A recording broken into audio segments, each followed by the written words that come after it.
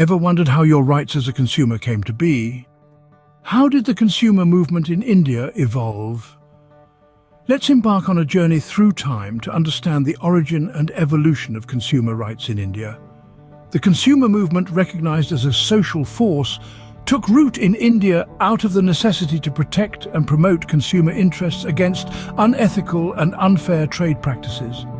The year 1986 marked a significant turning point with the Indian government implementing the Consumer Protection Act, also known as COPRA. Fast forward to the present day, we have well-defined rights as consumers. One such right is safety. Every consumer is entitled to protection against goods and services that may be hazardous to life and property. This mandates producers to adhere strictly to safety rules and regulations. Information is power, isn't it? As consumers, we have the right to be informed about the goods and services we purchase. From the ingredients used to the expiry date and the manufacturer's address, every piece of information serves a purpose. It empowers us to demand compensation or replacement if the product is defective in any way. In 2005, the Right to Information Act was enacted, enabling citizens to access information about the functions of government departments. Now, imagine being denied a choice. As consumers, we have the right to choose whether to continue receiving a service, regardless of age, gender, or the nature of the service.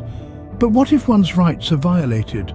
Where should consumers turn to for justice? Well, that's where consumer forums or consumer protection councils come into play. They guide consumers on filing cases in consumer court. COPRA established a three-tier quasi-judicial machinery for redressal of consumer disputes.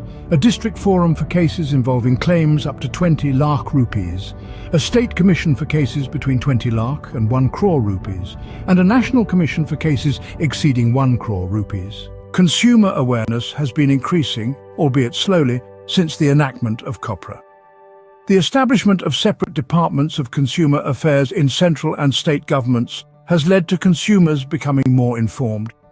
Logos like ISI, Agmark, or Hallmark serve as assurance of quality for consumers. India is one of the few countries with exclusive courts for consumer redressal. The 24th of December is observed as National Consumers' Day in India, a testament to the progress of the consumer movement. To recap, the consumer movement in India has evolved significantly from its inception in the 1980s. From the implementation of COPRA to the establishment of consumer courts and the enactment of the RTI Act, the journey has been marked by significant milestones.